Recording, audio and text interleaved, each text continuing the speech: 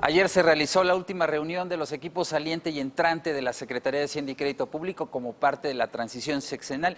Pieza clave del nuevo equipo hacendario es el doctor Arturo Herrera, próximo subsecretario de Hacienda, quien me acompaña en la mesa de Al Sonar la Campana. Doctor Herrera, ¿Qué tal? gustazo. ¿Cómo estás? Bien, gracias. La verdad me da mucho gusto. Cierra bien el sexenio que termina, entrega buenas cuentas en materia fiscal. Sí, entrega buenas cuentas. La verdad es que estamos muy satisfechos con la forma en que se desarrolló el proceso de transición. Es un proceso de transición inusual por diversas características. Primero, lo largo que es. No hay ningún país en el mundo que tenga 5 meses entre la elección y la toma de posición. Y segundo, porque a pesar de que al día siguiente de las elecciones sabía quién era el candidato ganador, en México tenemos esta figura de la constancia de presidente electo. Entonces pasaron 6 semanas entre las elecciones y que pudiéramos empezar a trabajar normalmente con el equipo de Hacienda.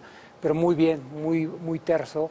Yo diría que las características principales, los recursos que hay en caja, cómo se ve el cierre fiscal, el presupuesto, todo va en línea con lo que se había planeado anteriormente. Qué bueno. En este momento lo más importante para el equipo hacendario que llega es el paquete económico 2019. ¿Cuál es el principal mensaje que se quiere dar ahí? ¿Cuáles son los escenarios centrales? Además, en un momento más bien, diría, en una coyuntura tan cambiante, ¿no? ¿En qué rango se van a proponer las variables macroeconómicas como PIB, dólar, petróleo, que son fundamentales? Sí, muy buen punto. Y de hecho, el paquete económico consiste de 3 partes. Una, lo que se llama el marco macro, donde están las variables a las que tú te refieres y que sirven para calcular cuál es la recaudación que va a tener el país. Y una vez que se tiene la recaudación y cuánto va a ser el déficit del país, eso es lo que se destina por el lado de egreso. Así es que estas 3 partes están conectadas. El anclaje en ese sentido es el marco macro y en particular el superávit que vamos a plantear. Como dimos a conocer ayer, nosotros vamos a plantear un superávit primario de 1% del PIB y en el resto del marco macro lo que vamos a hacer es muy prudentes, muy conservadores para evitar que haya una sobreestimación por el lado de los ingresos. Vamos a estar en nuestros estimados muy en línea con lo que el mercado está esperando. Por supuesto, en materia de inflación, vamos a ir con la inflación que está esperando el Banco de México y los mercados que debe estar hoy entre 3.3 y 3.5%. La mayor parte de los analistas han hecho estimaciones ligeramente a la baja del crecimiento del año que entra, alrededor de, yo diría, están un poquito arriba del 2%. Esos pueden ser los números que se podría esperar que vamos a nosotros a presentar en el marco. El petróleo ha tenido una caída, lo digo, a nivel internacional, los precios han caído cerca de 30% en las últimas semanas. Eso también plantea un reto para efectos del cálculo que se tiene que hacer. No, es un elemento central. Es todavía más manejable hoy de lo que era hace algunos años, cuando el petróleo llegó a representar niveles altísimos de todos los ingresos del país. Hoy es mucho menos, pero es muy importante. Tenemos que ser muy cuidadosos con esos. Vamos a salir con un número que esté alrededor entre 55 y 58 dólares por barril. Si algo pasara de aquí importante, algún desarrollo importante de aquí a la fecha en que tenemos que presentarlo, y solamente 15. Para recordar a tu auditorio, el 15 de diciembre es la fecha máxima, tendríamos que hacer una corrección, pero no vamos a ser prudentes, no vamos a pecar de optimistas. Sobre el tema del superávit primario de 1% del PIB, se había anunciado inicialmente que sería de 0.8% y este año cerraría, según lo que había previsto la Secretaría de Hacienda, de 0.7%. ¿Quiere decir que el esfuerzo fiscal para el próximo año va a ser más grande, doctor? Sí, es un poco en línea con lo que se ha tratado de hacer en los últimos 2 años, es decir, lo que nosotros tenemos que recordar es cuál ha sido la trayectoria de la deuda, yo diría en los últimos 10 años, donde pasó el punto más bajo de la deuda del país fue 28% en el 2008 y después creció en 2 momentos. Inmediatamente después de la gran recesión llegó casi hasta 34% y después de 34% a prácticamente 49%. Esto fue muy cercano a los límites de lo que, digamos, la calificación de México podría soportar. Y a partir de entonces, en el 2017 hubo una disminución y nosotros vamos a tratar de mantener esos. Es un esfuerzo, cada décima de punto cuesta. Cada décima de punto lo que quiere decir es que hay un programa de gasto que se está posponiendo. Entonces hay un esfuerzo que hace no solamente el gobierno, sino que hacemos todos los mexicanos. Se había dicho también durante la transición que el presupuesto de gasto sería del orden de unos 5.6 billones de pesos, andará sobre esa cifra. ¿Para qué alcanza el presupuesto con tantas camisas de fuerza que tiene, ¿no? Empezando por el costo financiero de la deuda y otros programas que pues ya son prácticamente ineludibles? Sí, hay cosas que son ineludibles. Como tú señalabas, uno es el costo financiero de la deuda, que debe estar arriba de los 750,000 millones de pesos. Otros son las pensiones. Y uno más, la gente no necesariamente está familiarizado, pero la mayor parte de los estados viven fundamentalmente de las transferencias que hace el gobierno federal a través de distintos rubros. Uno, las participaciones federales, que son recursos de uso discrecional, y otro, las transferencias. Así es que una vez que se quita esos recursos, son mucho menos la bolsa del presupuesto con la que realmente se puede jugar un poco.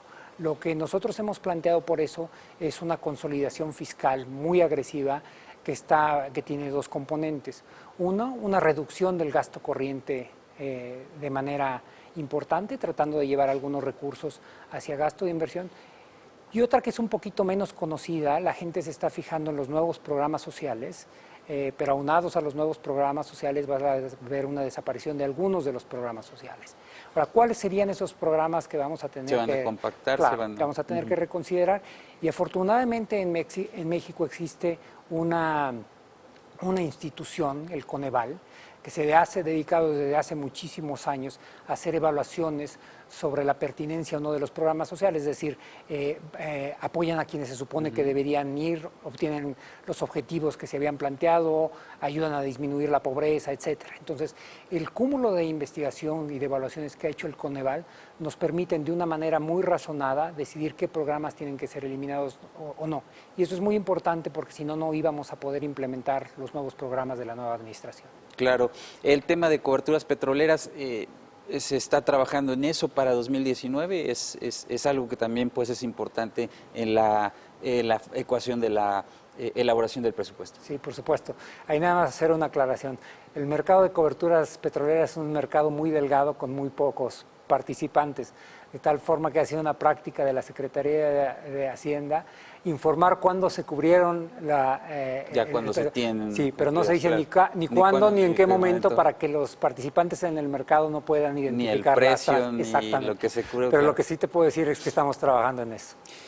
¿Por qué hemos visto tantos impactos directos, además fuertes, en los mercados por una serie de iniciativas que se han presentado en ambas cámaras del Congreso?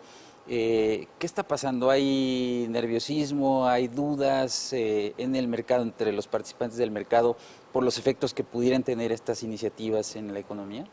Yo diría que son 4 elementos los que están explicando la volatilidad, ¿no?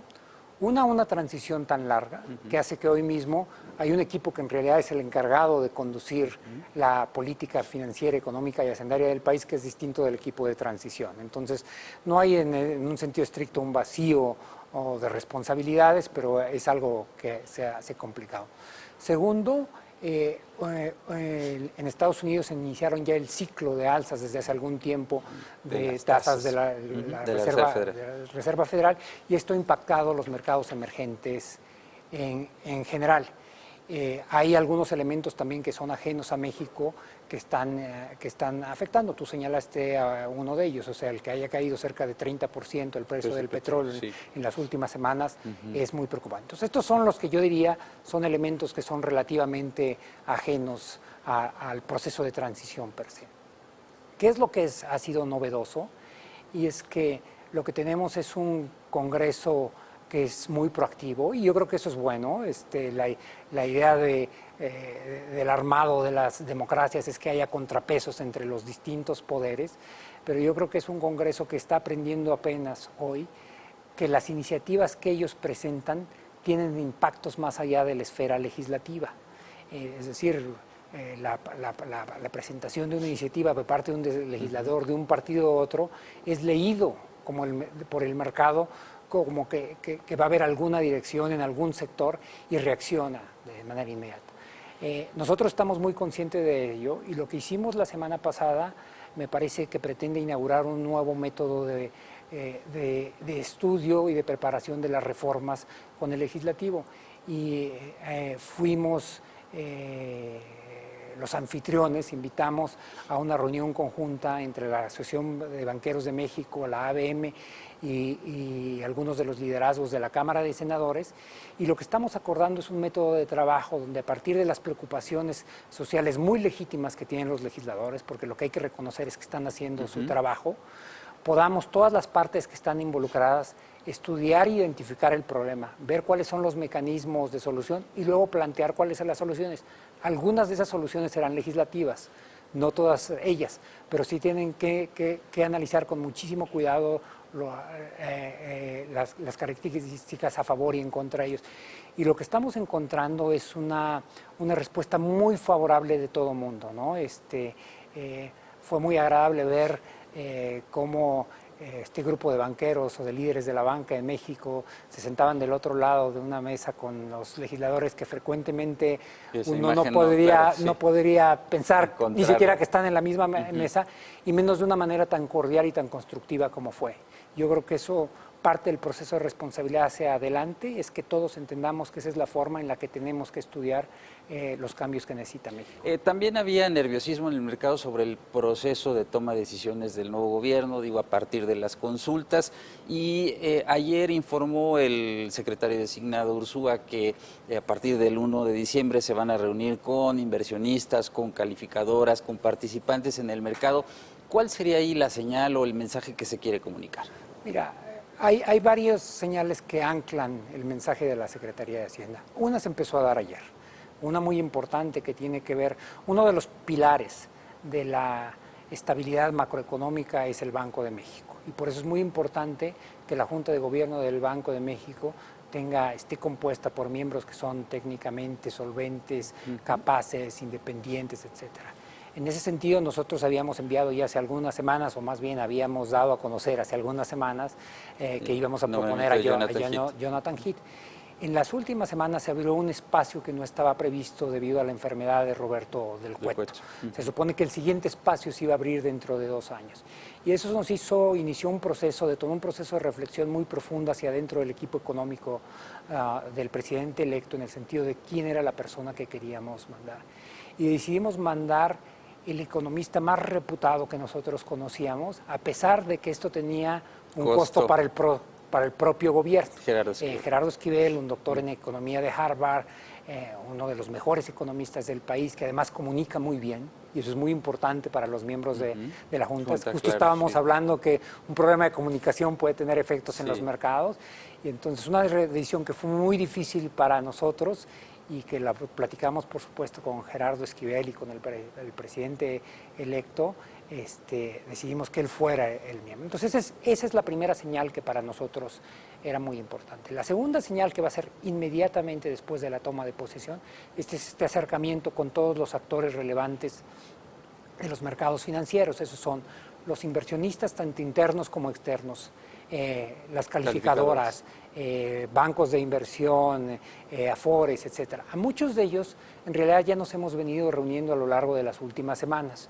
pero no es lo mismo una reunión como equipo de transición que una reunión como autoridad.